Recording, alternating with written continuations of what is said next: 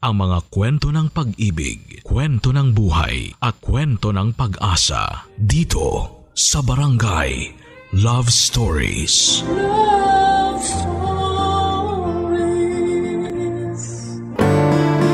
Ang tiwala ang pundasyon ng isang mag-asawa. Para itong salamin na nagbibigay linaw sa kanilang pagsasama na kapag nabasag ay mahirap nang ibalik pa. Ikaw, kabarangay, paano mo ibabalik sa dati ang isang tiwalang minsan nang nabasag?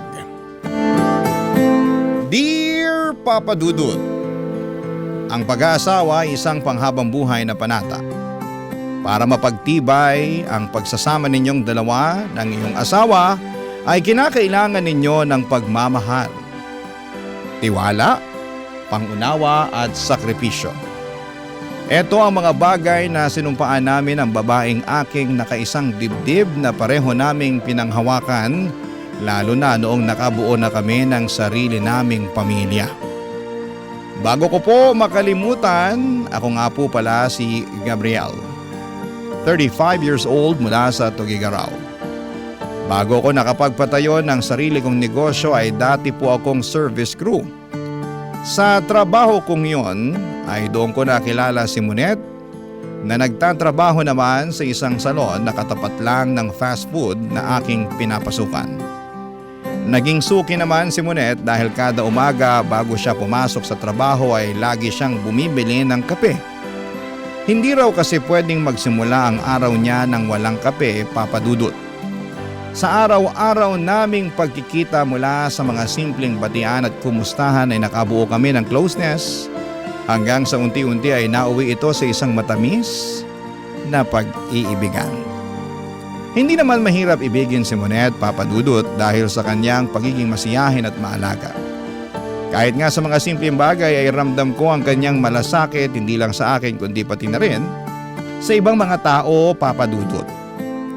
Ang pag-iibigan naming yon ay tumagal ng 5 taon hanggang sa hindi inaasahan ay nakatanggap kami ng isang magandang biyaya na dulot ng aming pagmamahalan.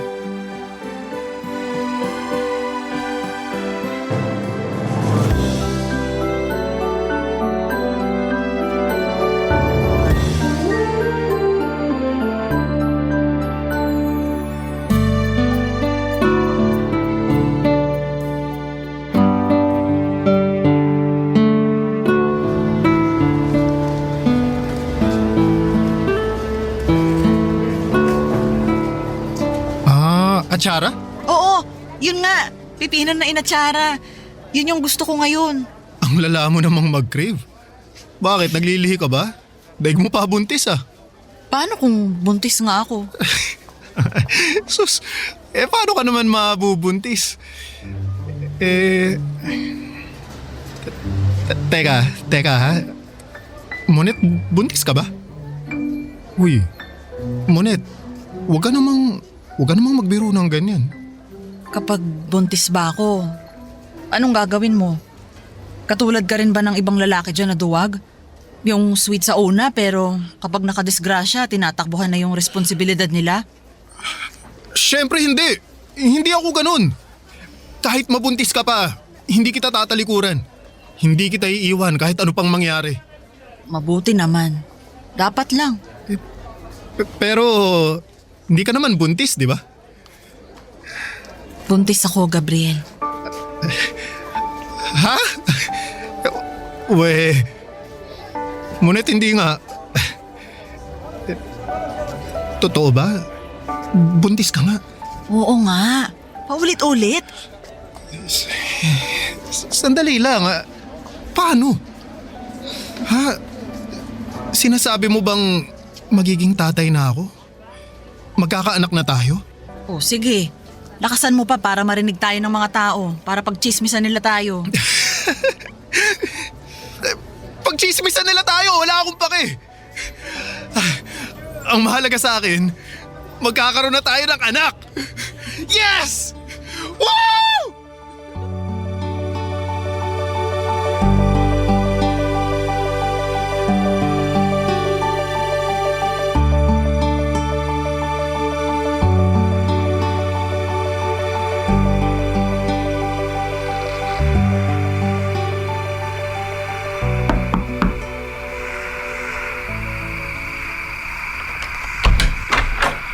Gabriel! Magandang gabi, Monet. Talagang nagbihis ka talaga para sa gabing to, ha? Siyempre naman. Nagdala rin ako ng makakain, oh. Heto, pansit. Salamat. Teka, mag-isa ka lang? Wala ka bang kasama? Busy yung kapatid ko sa trabaho eh. Hindi niya ako masasamahan ngayon. Tapos si tatay, alam mo namang hindi makakapunta yun kasi bedridden na. Pwede ba yun? Mamamanhikan ka ng mag-isa ka lang? Wala naman sigurong masama, di ba? Ang mahalaga, nandito ako para ipakita sa mama mo kung gaano ako kaseryoso sa'yo. Naku, ewan ko sa'yo. Halika na, pumasok ka na. Kanina ka pa inaantay ni Mama. Sige. Ma, nandito na po si Gabriel. Magandang gabi po, Tita Imelda. Magandang gabi rin. Mag-isa ka lang? Opo nasa trabaho po yung kapatid ko. Gustuhin man niya, hindi na po niya ako masasamahan ngayon. Ganun ba? Siya sige, maupo ka muna. Salamat po. Maiwan ko na po muna kayo, ha. Ihahanda ko lang yung dalang pagkain ni Gabriel. Nasabi sa akin ni Monet kung bakit ka na pa rito. Sigurado ka na ba talaga riyan sa desisyon niyong dalawa? Opo, pakakasalan ko po ang anak niyo. Kung yun ay pahihintulutan niyo po ako. Sa totoo lang, nung una, hindi ako pabor sa pinaplano niyong dalawa. Wala kayong ipon at kung tutuusin, hindi pa kayo tuluyang nakatatayo sa mga sarili niyong mga paa. Pero ano pa nga bang magagawa ko? Buntis na si Monet. At wala nang ibang direksyon na dapat patunguhan niyang pagsasama niyo kundi sa simbahan na. Kung ganun, pumapahayag po kayo na ikasal na kaming dalawa? Katulad nga ng sinabi ko, wala naman akong magagawa. Buntis na si Monet. Pero sa isang kondisyon, Gabriel. Sige po, ano po yun? Wag na wag mong lolokohin ang anak ko. Alagaan at mahalin mo siya, katulad ng ginagawa namin sa kanya. Pangako po. Ano man ang mangyari, hindi ko po siya iiwan. Hindi ko siya lolokohin, kundi paglilingkuran ko siya hanggang sa tumanda kami. At dahil nga sa pagkakaroon namin ng sariling pamilya ay napagtanto ni Monet na hindi sapat ang pagiging service crew at hairstylist niya para maibigay namin ang lahat ng pangangailangan ng anak namin. Kaya naman ang ginawa nito ay naghanap siya ng ibang trabaho. Noong tumungtong sa 2 taon, ang anak namin ay naisipan niyang mag-apply sa BPO at mapalad naman siyang nakapasok bilang customer service representative. Papa Dudut, aminado ako na malaki ang naitulong ng bagong trabaho ni Monet sa buhay namin. Hindi man maganda sa pakiramdam na mas malaki ang kinikita ng asawa ko kumpara sa akin ay malaki pa rin ang pasasalamat ko na dahil sa kanya ay natutustusan namin ang lahat ng pangangailangan ng anak namin. Ang hindi lang magandang aspeto sa trabaho niyang yon ay nagkahiwalay kaming dalawa dahil nasa Maynila ang trabaho nito. Noong nakapag-ipon ay binigyan ako ni Monet ng puhunan para maipatayo ko na ang negosyo na matagal ko nang inaasam. Isang pansiteria. Mula sa pagiging fast food crew ay unti-unti kong natutunan ang mga patakaran sa pagpapatakbo ng negosyo. Mula sa pakikitungo sa mga supplier, pagbuo ng menu, hanggang sa pag-aasikaso ng mga customers. Magkalayo man kami ni Monet ay kinakailangan naming tiisin ang pagkamis namin sa isa't isa para sa kinabukasan ng anak namin, Papa Dudut. Noon ay mas sinubok ang tatag naming mag-asawa pagsabit ng taong 2020.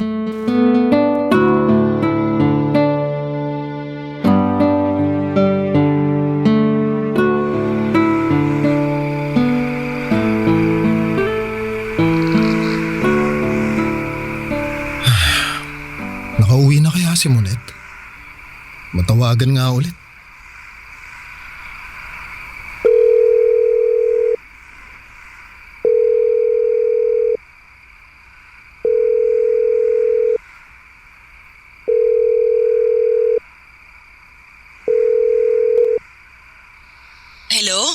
Gabriel? O Monet, mabuti naman sumagot ka na. Kanina pa kita tinatawagan eh. Pasensya ka na ha. Hindi kita masagot kanina. Nasa jeep kasi ako eh. Okay lang. Ano, nakauwi ka na ba sa apartment nyo?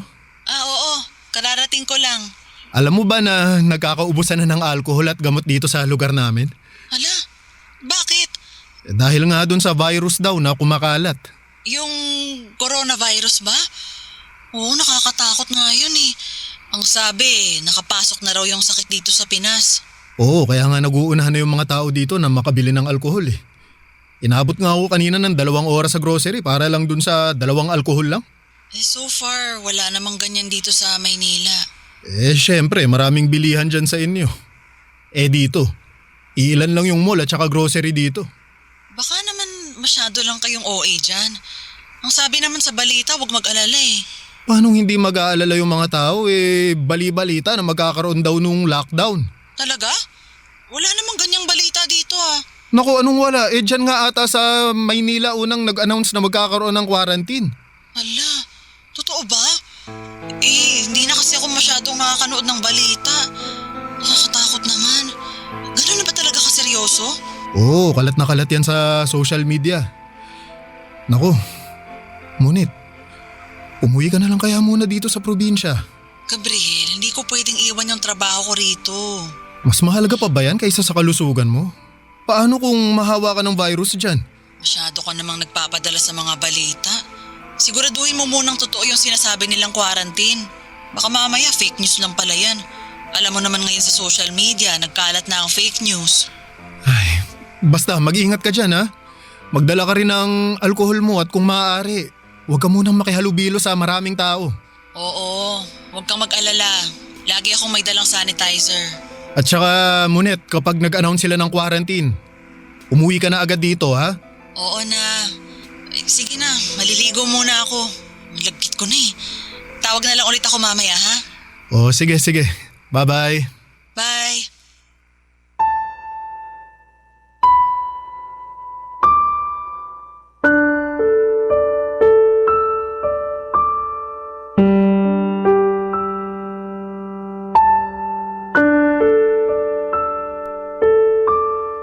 At dahil nga sa lockdown ay napilitan akong isarado ang pansitirya ko, Papa Dudut. Ilang buwan na nakaasa lamang kami ng anak ko kay Munet.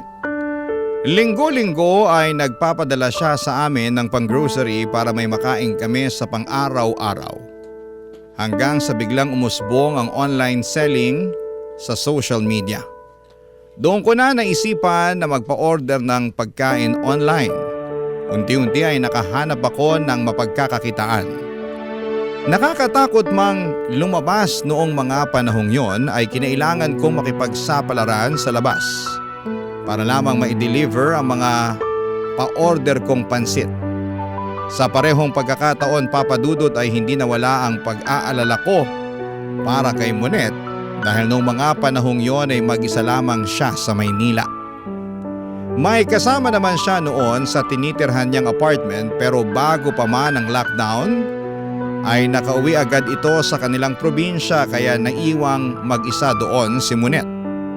Nasa maayos man siyang kalagayan ay hindi ko maiwasang mabahala dahil walang mag-check sa kanya kapag may sakit siya o kung anuman. Kaya naman bilang asawa ay ginawa ko ang lahat para matiyak na nasa mabuting kalagayan sa pagdaan ng bawat araw ang asawa ko. Hindi natatapos ang araw nang hindi ko siya natatawagan para masigurado kung safe siya. Oras-oras ay kinukumusta ko siya kahit na nakukulitan na siya sa akin. Mapanatag lamang ang kalooban ko. Pero sa sobrang pag-aalala para sa kalagayan ng asawa ko ay hindi ko inaasahan na ako palang malalagay sa kapahamakan, Papa Dudut. Barangay Love Stories. Barangay Love Stories.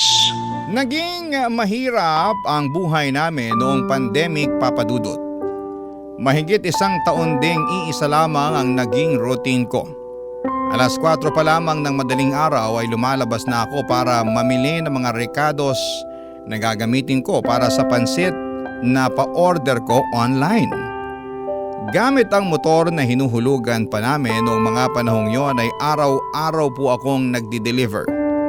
Umulan man at umaraw, nalang takot na baka mahawaan ako ng COVID. Pagsapit ng gabi ay naglalaan kami ni Monet ng oras para sa isa't isa para naman kahit papaano ay mapanatili naming maayos at matatag ang relasyon namin. Kahit nga wala na kaming napag-uusapan ay kung ano-ano na lamang ang ginagawa namin para maaliw namin ang isa't isa. May punto noon na sabay kaming nanonood ng pelikula o di kaya ay naglalaro ng online games.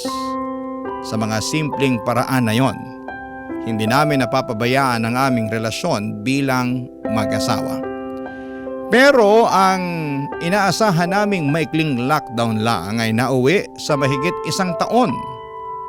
Minsan habang nagbibilang ako ng kinita sa buong maghapon, bigla kong naiisip kung hanggang kailan ko kakayanin ang ganong sistema na laging nagmamadali sa labas. Laging may takot dahil sa pangamba sa kumakalat na virus. Ganon pa man sa tuwing maririnig ko ang boses ni Monet. Kahit malayo ay agad na napapawi ang lahat ng pagod ko. Siya ang nagsilbi kong lakas sa bawat pagsubok na dumadaan sa buhay ko. Doon ko napagtanto na hindi lang pala negosyo o kabuhayan ang dapat na inaalagaan sa gitna ng pandemya, kundi pati na rin ang pagsasama naming dalawa, Papa Dudut.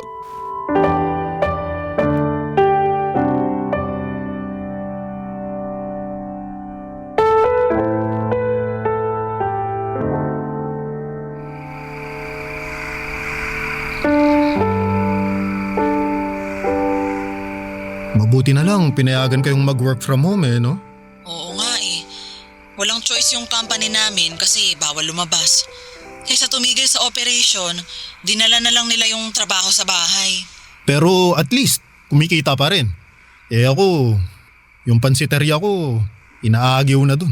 Pero sabi mo, kumukuha ka ng orders online, di ba? Oo, may mga mangilan-ngilan namang umu-order sa akin. Pero syempre, hindi na katulad ng dati yung kinikita ko kasi kailangan ko pang mag-deliver. Ang mahal ng gas. Bakit kasi hindi ka maningil ng delivery fee? Yung free delivery na nga lang yung dahilan kung bakit may mga customer pa ako Maniningil pa. O siya, basta mag-ingat lang kayo dyan ha? Paakyat pa rin ang paakyat yung kaso ng COVID ngayon nakakatakot. Oo, nag-iingat naman ako. Ang problema ko, itong anak natin ngayon, sinisipon. Si Angel? Pinaiinom mo ba siya ng gamot? Oo, may gamot siya rito. Kung ipa-antigen mo kaya, baka mamaya COVID na yan. Hindi naman siguro, hindi siya lumalabas ng bahay Paano siya magkaka-COVID? Ikaw lumalabas ka ng bahay. Hindi mo lang alam, baka carrier ka na pala ng virus tapos nakuha ng anak mo. Wala naman akong sipon. Kahit na. May tinatawag tayong asymptomatic. Yung may virus pero walang sintomas. Sige. Sige, ipapa-antigen test ko siya bukas para masigurado. Sige. Pati ikaw na rin ha?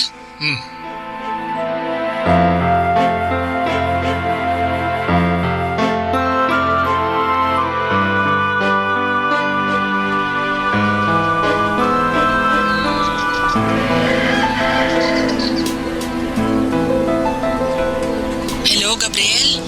Kumusta yung test nyo? May resulta na ba? Ayun, positive kami, Monet. Ano? Yun na nga ba yung sinasabi ko Nasaan na kayo ngayon? Naka-quarantine ba kayo? Nasa bahay na kami ngayon. Pinauwi kayo? Hindi nyo ba kailangan mag-quarantine? Mild lang naman daw yung sintomas namin kaya pinayagan nila kaming mag-quarantine dito sa bahay. Total, kaming dalawa lang naman ni Angel ang nakatira dito. Punuan na rin kasi yung mga quarantine facility kaya pinagbigyan na lang nila kaming umuwi. Kumusta na si Angel? Ayun, may sinat pa tapos inuubo pero may gamot silang ibinigay sa amin. Ang sabi, uminom daw kami ng vitamins para mas lumakas yung resistensya namin. Ganun ba? Ikaw, kumusta ka? Eto, okay naman ako. Maliban sa walang panlasa ngayon, malakas naman ako. Awa ng Diyos, wala naman akong lagnat o kung ano man. Bakit kasi hindi kayo nag-ingat dyan eh? Nag-aalala tuloy ako para sa inyong dalawa. Huwag kang mag-alala. Ako nang bahala dito. Hindi ko papabayaan tong anak natin. Ang problema ko ngayon, yung negosyo. Titigil na naman dahil sa buwisit na COVID na to. Huwag mo nang problemahin yan. Magpapadala na lang ako ng panggastos nyo. Ang isipin mo na lang muna yung kalusugan nyo. Kung magpapadala ka, isend mo na lang sa kapatid ko. Siya yung nag-grocery para sa amin eh. Siya ngayon yung nagdadala ng pagkain. Hindi ako makapagluto, wala akong panlasa eh. Sige. Kakausapin ko siya mamaya. Wala na ba kayong ibang kailangan? Vitamins? Pagkain? Wala na, kumpleto pa naman kami dito. Sige, balitaan mo ako dyan ha. Patapos na yung break ko. Babalik na ako sa trabaho. Sige Monet, ikaw mag-iingat ka rin dyan ha. Oo, kayo rin. Sa awa ng Diyos ay mabilis din naman kaming gumaling ng anak ko matapos kaming tamaan ng COVID. Pero kahit gumaling na ako ay hindi naging madali ang mga sumunod na araw. Nakaranas kasi kami ng diskriminasyon mula sa mga tao sa paligid namin. Iniwasan nila kami dahil sa takot na baka makahawa pa kami kahit na noong mga panahong yon ay magaling na kami. Kahit mga dating kapitbahay at kakilala ay bigla na lamang nila kaming iniwasan. At ang malala pa ay nadamay din ang negosyo ko. Papadudod simula nang kumalat ang balitang nagka-COVID ako ay nawala na ako ng customer na gustong mag-order sa akin ng pansit. Wala kaming magawa noon kundi ang magkulong na lamang sa bahay at umasa na lamang muli sa mga padala ni Monet. Hindi rin naman po nagtagal ang pagtitiis namin dahil makalipas ang ilang pang buwan ay tuluyan ng na-lift ang lockdown sa lugar namin. Unti-unti ay sinubukan naming bumangon. Noong lumuwag ang restrictions noong 2022, ay lagi kong hinihikayat si Monet na umuwi na muna sa Tuguegarao para naman mabisita niya ang anak niya. Pero hindi niya ito magawa-gawa dahil sa trabaho nito. Kaya naman naisipan ko na kaming dalawa na lamang ng anak ko ang pumunta sa kanya. Naisipan kong isorpresa ang asawa ko. Kaya hindi namin siya sinabihan na luluwas kami. Pero papadudod sa halip na si Monet ang masurpresa sa biglaang pagbisita namin sa kanya ay ako pa ang sobrang nagulat.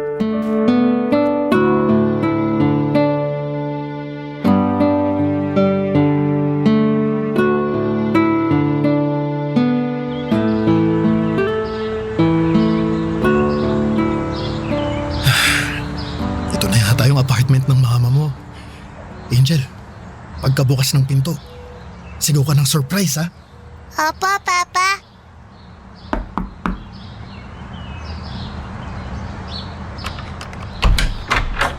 Surprise! Oh? Hindi naman po yan si Mama eh. Anong kailangan nila? Nako, sorry na mali lang yata ako ng kinatok. Pasensya na, akala ko ito yung apartment ni Monet eh. Ito nga yung apartment ni Monet. Bakit? May kailangan ka ba sa kanya? Sandali, dito nakatira si Monet? Oh. Monet! May naghahanap sa'yo! Sa akin? Sandali, nandyan na. Sino raw? Gabriel? Surprise! Mama, na-surprise ka ba? Anak, Gabriel, anong ginagawa niyo rito? Bakit hindi kayo nagsabi sa akin na luluwas kayo? Hindi ka makauwi ng Tuguegarao kaya kami na mismo yung bumiyahe para sa'yo. Gusto ka sana naming isurprise ng anak mo. Mama, na-surprise ka ba? Oo, anak. Sandali lang ha. Leandro, doon ka muna sa loob, please. Sige, maiwan ko muna kayo. Gabriel, sana nagsabi kayo na luluwas pala kayo para nakapaghanda ako. Sino yung lalaking yun? Akala ko ba mag-isa ka lang dito sa apartment mo? Si ano yon? Si Leandro. Katrabaho ko. Binisita lang niya ako kasi kasi may nagpapatulong ako dun sa laptop ko. Nagka-problema kasi. Inaayos lang niya.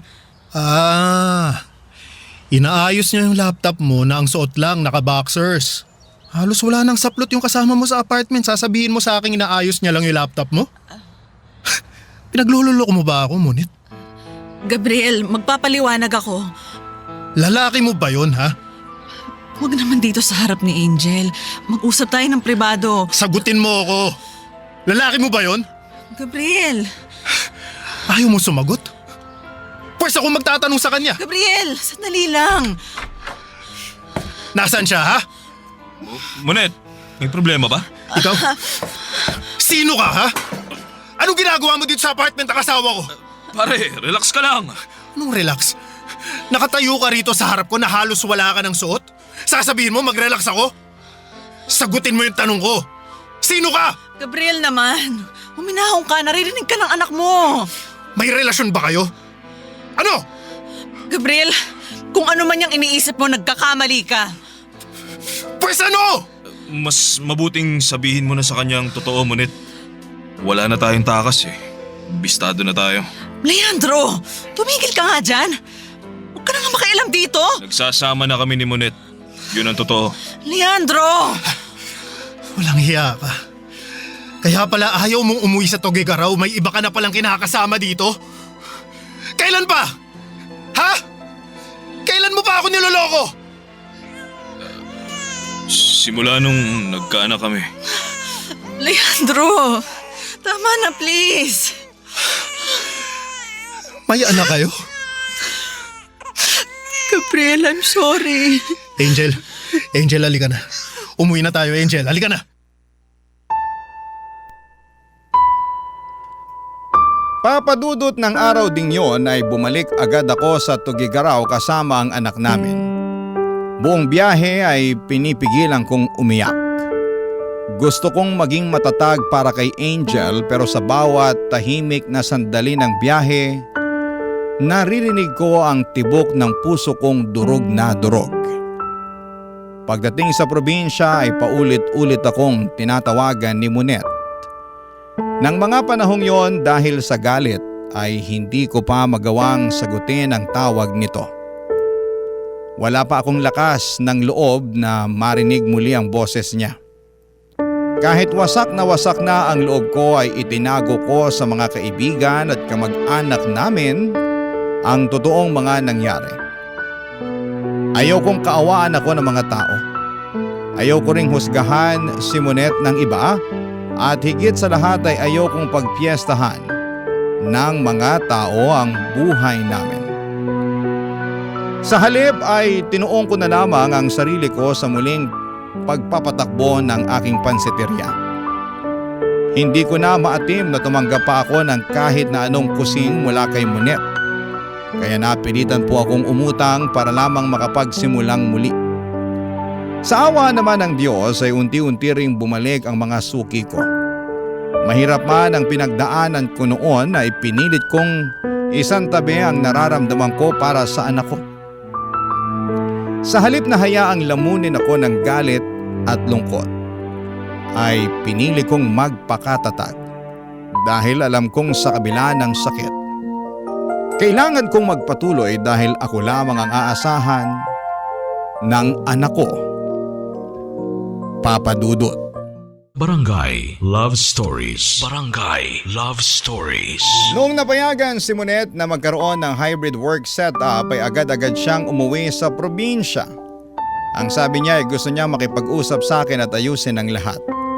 Ngunit pagdating niya ay naging malamig na ako sa kanya, Papa Dudut. Hindi ko siya kinibo at hindi ko siya kinausap. Sa totoo lang ay hindi ko pa rin lubos maisip kung paano ko siya mapapatawad sa ginawa niya sa akin.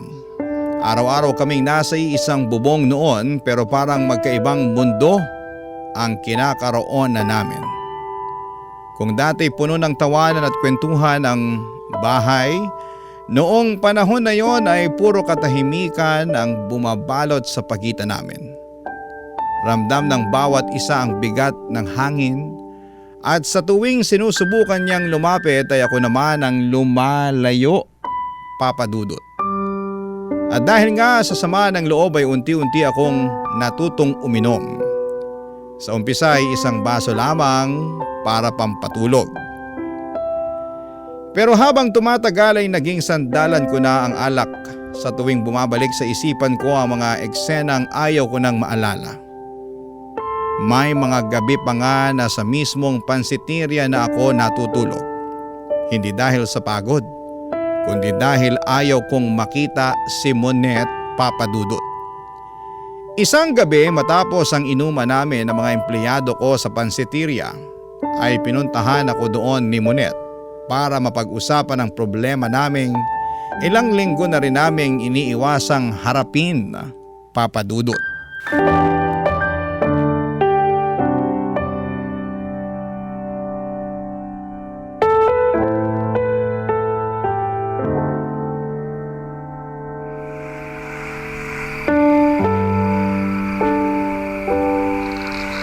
Hanggang kailan tayo magiging ganito? Ano, habang buhay mo na lang akong hindi papansinin?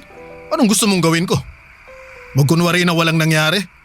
Gusto mo tanggapin kita ulit sa buhay ko na parang wala kang ginawang kasalanan? Bigyan mo naman ako ng pangalawang pagkakataon. Pagkakataon? Sige, bibigyan kita ng pagkakataon para magpaliwanag. Ikwento mo sa akin lahat, baka sakaling masagot mo yung bumabagabag sa isip ko kung bakit, Monet. Bakit mo nagawa sa akin yun? Please, kalimutan na natin yung nangyari. Magsimula na lang ulit tayo. Nandito na ako. Magsimula na lang ulit tayo, please. Anong kalimutan? Sa tingin mo ganun lang kadali yun? Gusto mo ako makausap? Sige, mag-uusap tayo. Paano kayo nagkakilala nung lalaking yun? Gabriel naman. Gusto mo makipag-usap, di ba? Simulan natin sa simula. Paano kayo nagkakilala? Tenant din siya sa apartment building na inuupahan ko. Nagkaroon kami ng ugnayan nung pandemic. Tapos ano? Nadisgrasya ka niya? gusto ko namang ipaalam sa'yo yung nangyari. Maniwala ka. Pero hindi ko alam kung paano ko sasabihin sa'yo yung totoo. Natakot ako. Alam mo, sa lahat ng tao, hindi ko inaasahan to mula sa'yo, Monet. Mag-isa lang ako noon. Wala akong kasama. Wala akong makausap. Si Leandro lang yung tanging katuwang ko noong mga panahong yon. Kaya ka nagpabuntis. Hindi ko ginusto yung nangyari. Hindi ginusto? Magkasama kayo sa iisang apartment. Sabay kayong nagpapalaki ng batang binuon yung dalawa. Tapos hindi mo yun ginusto? Naipit lang ako sa sitwasyon. Talaga lang ha? Alam mo, ito yung hindi ko maintindihan eh. Paano mo nasisikmurang makipag-video call sa akin gabi-gabi habang may kasama kang ibang lalaki? Paano mo nagagawang mag-I love you sa akin habang harap-harapan mo pala akong niloloko? Gabriel, mahal kita. Alam mo yan. Kung ganun, bakit mo ako niloko? Ha? Bakit, Monet? Anong pagkukulang ko? Anong nagawa kong mali, ha? Bakit mo ko kailangan lokohin ng ganito? Gabriel, walang mali sa'yo. Wala kang pagkukulang. Sadyang malandi ka lang. Gabriel! Alam mo kung anong masakit? Ha? Niloko mo na nga ako. Nagpabuntis ka pa. Anong sasabihin natin ngayon kay Angel? Paano natin ipapaliwanag sa bata na yung nanay niya nabuntis ng ibang tao kaya ngayon may kapatid na siya sa labas? Sabihin mo, Monet, ha? Sabihin mo sa akin kung paano. May intindihan naman siguro niya kapag lumaki na siya. Hindi, Monet. Hindi niya kailangang intindihin yun. Hindi dapat iniintindi yung bagay na ginawa mo eh. Bakit ka namin kailangang intindihin? Nagtaksil ka, yun ang nangyari, tapos! Ano bang kailangan kong gawin para mapatawad mo na ako? Gagawin ko lahat. Talaga? Kaya mong iwan yung lalaking yon? Kaya mong talikuran yung anak mo sa kanya? Kaya mo bang itapon yung buhay na binuo mo sa Maynila? Oo. Kaya ko. Gagawin ko lahat ng yon. Mapatawad mo lang ako. Basta bumalik lang tayo sa dati. Sige, Monet. Gawin mo.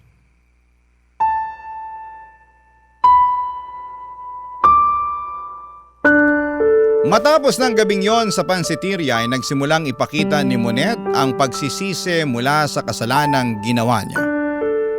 Bumawi siya sa amin at pinatunayan niya na sincero siya sa paghingi ng tawad. Nag-resign na siya sa trabaho at tinalikuran niya ang mga kaibigan at bagong pamilya na binuo niya para lamang patunayang nagsisisi na siya sa mga nagawa niyang kasalanan noon. At katulad nga ng napag-usapan namin ay binigyan ko si Monet ng pangalawang pagkakataon. Sinubukan kong ibalik ang lahat ng tiwala, ang respeto at pagmamahal. Pero Papa Dudut, kahit na anong gawin ko ay hindi ko magawang tignan si Monet sa parehong paraan. Tuwing magkatabi kami sa kama ay paulit-ulit na pumapasok sa isipan ko ang lalaking kinakasama nito sa Maynila. Kung papaanong kada gabing magkausap kami sa cellphone, wala akong kamalay-malay na may ibang lalaki na pala siyang katabing matulog. Kasabay kumain at kasama sa pang-araw-araw. Kahit na anong pilit kong patawarin siya ay hindi ko magawa. Para bang may pader na namamagitan sa amin na hindi ko mabuwag pa. At kahit magkasama na kami sa isang bubong ay ramdam ni Monet ang lamig ng pakikitungo ko sa kanya, Papa Dudut. Hindi ko man sabihin, alam niyang nagbago na ako. Ang dating asawang puno ng lambing at ngiti ay napalitan ng isang lalaking tahimik, malayo at may bigat sa puso. Wala nang ibang magawa pa si Monet doon kundi ang tanggapin ang pagbabagong yon, Papa Dudut.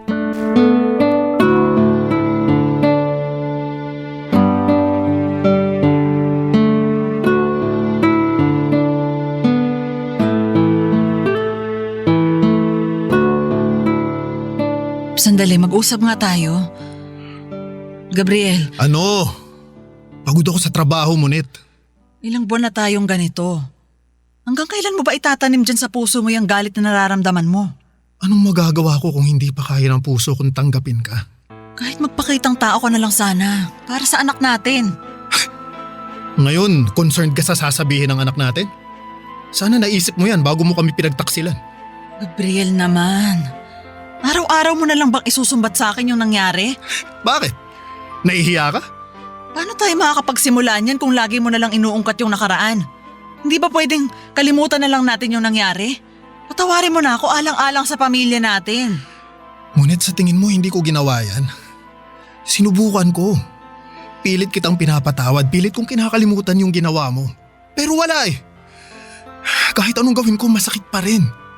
Paano ko aalisin sa utak ko na nagkaroon ka ng ibang lalaki sa Maynila? Paano ko itatago yung katotohanan na may ibang anak ka na? Ha? Kaya pasensya na. Pasensya na kung hindi pa rin kita mapatawad hanggang sa ngayon dahil hindi ko talaga kaya. Hayaan mo naman akong buuin ulit yung pamilya natin. Mahirap bang magbigay ng pangalawang pagkakataon? Nagkamali ako, oo. Aminado ako. Pinagsisisihan ko na yung nangyari. Pero Gabriel naman, subukan ulit natin. Sirang-sira na ang tiwala ko sa'yo, Monet. Hindi ko alam kung kakayanin ko pang ibalik yung tiwala ko sa'yo. Pero kakayanin mo kung gugustuhin mo. Gustuhin ko man, hindi na pwede. Basag na yung tiwala ko eh. Parang salamin lang yan na kahit pagdikit-dikitin mo pa, hindi mo na yun maibabalik sa dati niyang anyo. Kahit hindi bumalik sa dati, basta mabuo, tatanggapin ko yon. Kapag ang salamin nabasag, gagamitin mo pa rin ba yun ulit? Hindi na, di ba? Ano ba dapat ginagawa sa basag na salamin? Itinatapon na yun. Anong gusto mong palabasin? Sinasabi mo ba na hindi na talaga natin maaayos to? Monet, mas magiging masaya ako kapag iniwan mo na kami ng anak mo.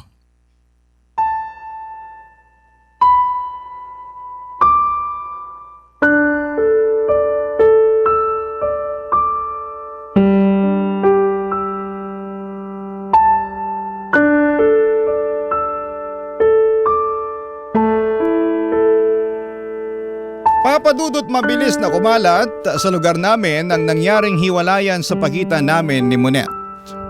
Pero kahit na anong pilit sa aking alamin ng mga tao kung ano nga ba ang sanhi ng hiwalayan namin, ay hindi ko sinabi sa kanila ang rason.